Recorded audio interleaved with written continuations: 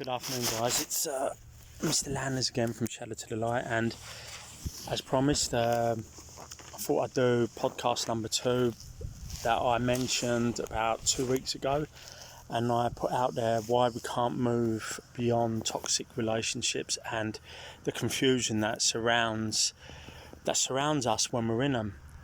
And I'm going to do something different here. I'm going to put it out there that it's something that I know very well. It's something that I've enabled myself in my life. It's something that I attracted a lot in my life, and it's very important that I say that, so that whoever listens to this podcast, which I'm going to do in bite sizes, I don't think people want to hear me ramble on for 20 minutes at a time. I'd prefer to do it like 7-8 minute videos and go from the beginning, what I believe gets us into toxicity and some of the reasons I believe that we stay in it. And I wanted to let people know that I'm not someone that just reads a book and thinks he knows everything, because I don't. I'll never profess to be Mr. Guru. I'll never profess to be someone that has all the answers, but I've experienced a lot in my life, and toxicity is one of them. And how I've started to get beyond it is started to recognise, and I keep saying this in my videos, the role, first and foremost, that I played in it and what I brought into the relationships. Now, people say to me, why do I find this toxic person so attractive? Why can I not just seem to let them go? But the biggest question you should be asking yourselves, which I ask myself, is what is the familiar pull that keeps bringing you back into that toxicity? And for me, guys, it's all to do with trauma. It's to do with, generally speaking, that from our upbringing, from our learned behaviours, from our subconscious programming. And that's where I'd like to start. And let's think about subconscious programming, guys. You go into a shop, you buy a new computer, you bring that computer home, you open the box. Imagine if that box had been chucked about in the shop. Imagine that box had been, in an environment that didn't have its greatest needs catered for. Sounds a bit stupid, don't it? Like an analogy about a box and a computer, but just hear me out. There's something called pre-fetal life, and that means the womb in which we come from.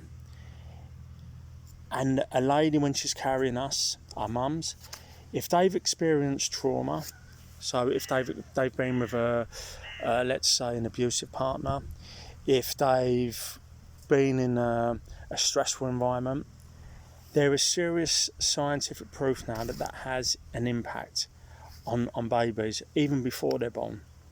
And I don't want to get too detailed into that, but it's something people need to recognise, because some people go, my life's going great, but I just can't seem to find the right person. I always seem to find someone that's toxic. So let's get back to when we're born, we are like that blank computer, and we're hoping that our caregivers who are downloading into our subconscious, they are people in a stress-free environment, they are people who've got their shit together, and they're not downloading us with default systems. And let's be quite frank, guys, none of us are perfect. We try our best, but the likelihood is we're going to make mistakes. Our parents are going to make mistakes.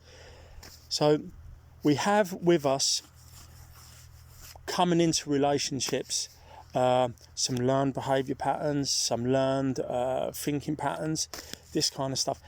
And my belief is the attraction of a toxic relationship is the familiarity that we found ourselves growing up in.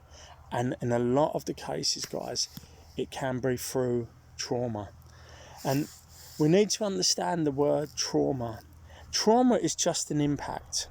Trauma is just like, it's something that takes you away from your homeostasis ability.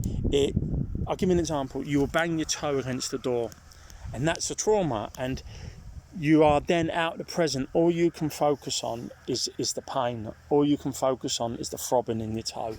And trauma bonding and traumatic experiences, they work kind of like that, because when you are in a traumatic experience that's brought on through a toxic relationship, how many of you here, hands up, have knowingly that your response to the toxicity and your enablement in the toxicity is not even coming from your conscious brain? It's almost coming from the body just responding to a tolerance of the trauma that you've built up through the toxicity of that relationship. So we then start losing the ability within the toxicity of that relationship to start thinking that, oh, this little bit of toxicity is now affecting the way I think, the way I feel, the way I sleep, the way I go about my business, because we've started like an addict, started building up a tolerance level of the toxicity and of the trauma that we are gonna keep giving to our bodies and our minds by unconsciously, through our subconscious programming, are going to believe that it's normal. And it's normal because the familiarity that we grew up in, let's say our parents were let's say substance abusers, alcoholics, etc., it's downloaded a program that what we think is normal is toxicity. And although it's detrimental to us, like any addiction, which toxic relationships do become. They become almost an addiction. They take a life of their own. That we almost need that toxicity to thrive. We need to feel it to make our bodies feel alive again. Our bodies are programmed to react more so than our minds. Because as I said earlier in this video, when you have a trauma, an impact that's brought on through the toxicity, you lose presence, you're not present. You start texting about the past, you start accusing about the future, you start forgetting the welfare of your children, you start fighting over money, you start all of this crazy stuff. And before we know it, we turn around and we say to ourselves, how did it get this far? What's going on in my life?